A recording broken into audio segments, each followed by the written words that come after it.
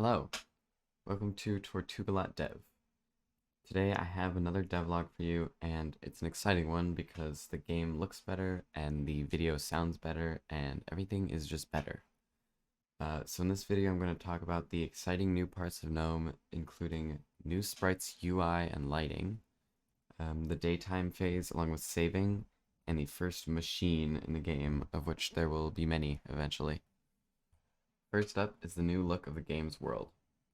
If you've seen my previous devlog, you'll notice immediately that we are now in the darkness of night, and the only light source is the circular light around the player. The main gameplay will take place at night, since obviously that's when the gnomes roam. But right now, the only source of light is the player, but I do have an idea for an interesting light source later on. But you can still see everything, it's just a nice look. I've also completely redone the UI. First of all, the shop looks a lot better than it did before, and more importantly, it slides in. There's nothing new in it, but it looks nicer, and I've done the same thing for the inventory.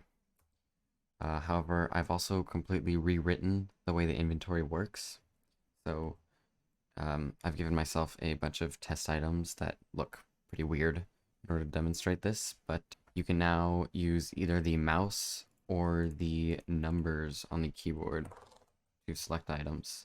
And in cases like this, where there's two in the same row, you can just press the same number twice and it'll go between them. The maximum number for the inventory is 30 items, so 3 rows, and that still works too, but I don't have enough test items to show you. But yeah, that's the new inventory, and I am very happy with how it came out. Eventually, I hope to also get the shop working keyboard only, but I don't know how that's going to look yet. So right now it's only usable with the mouse. Finally, we have the new art for the game. So as you can see in my inventory, I have the dandelion item and the dandelion seed item, and they look a lot better than they did before. They both have a white outline around them, and it's kind of a different style than before. I'm going with this seed pouch for seeds instead of just a pile of seeds or whatever as the item. And I've also redone the tiles for each one. So here's the dandelion seed on the ground, and this is obviously the dandelion fully grown. The dandelions look a lot more 3D, which I like better, with the shadows beneath them instead of like how I had before, which is where they're just like right behind it. So I'm gonna try to stick with this style for crops moving forward. I like it. So if you've seen my previous video, you may remember that if you planted a dandelion seed, you would be able to just harvest it immediately. But that is no longer the case because I've implemented a very important system, which is the daytime and saving phase. So if I buy a bunch of dandelions and trigger daytime, you can see this is what it looks like.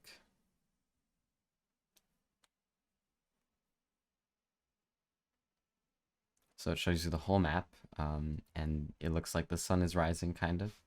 And each crop will grow at a different time. And from here, I can harvest them and get the actual dandelion item.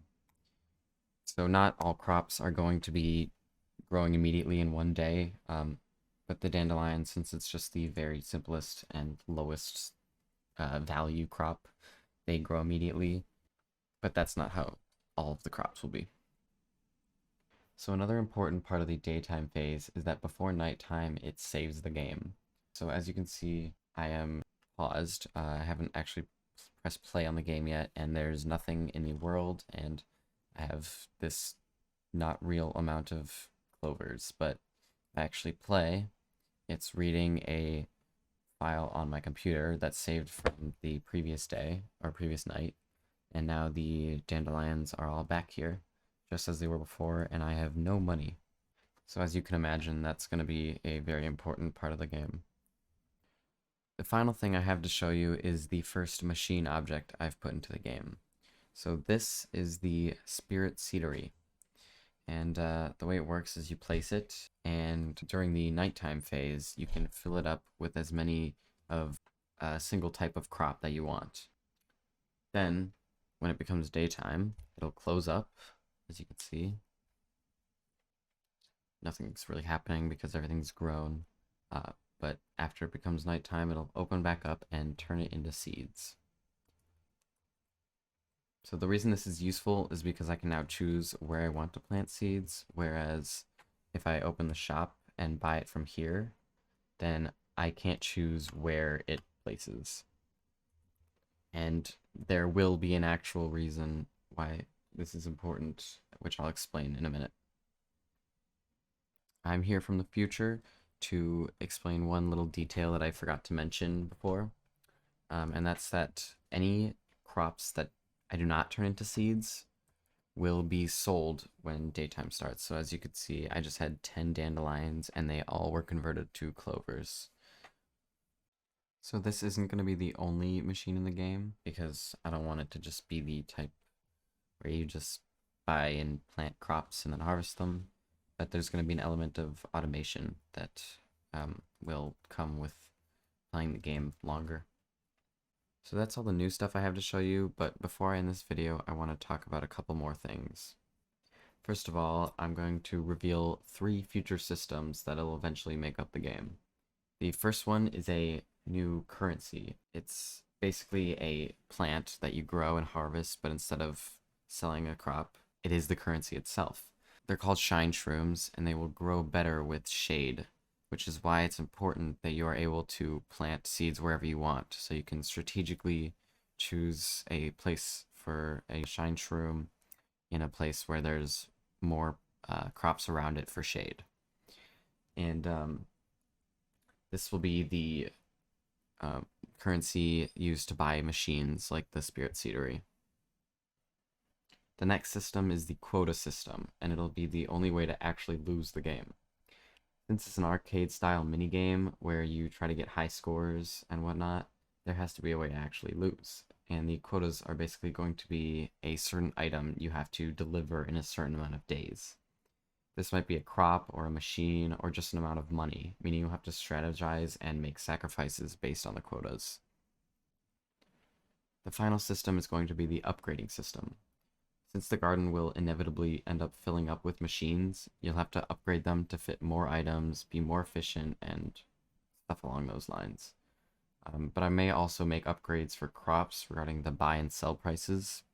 So it's just another element of strategy and keeps the game fun and long. So that's all the important stuff that's going to be in the game. Hopefully you were able to follow all of that, but if not, maybe you'll stick around until those things are actually put in. And maybe you'll even think about subscribing to this channel because personally I think that would be pretty cool.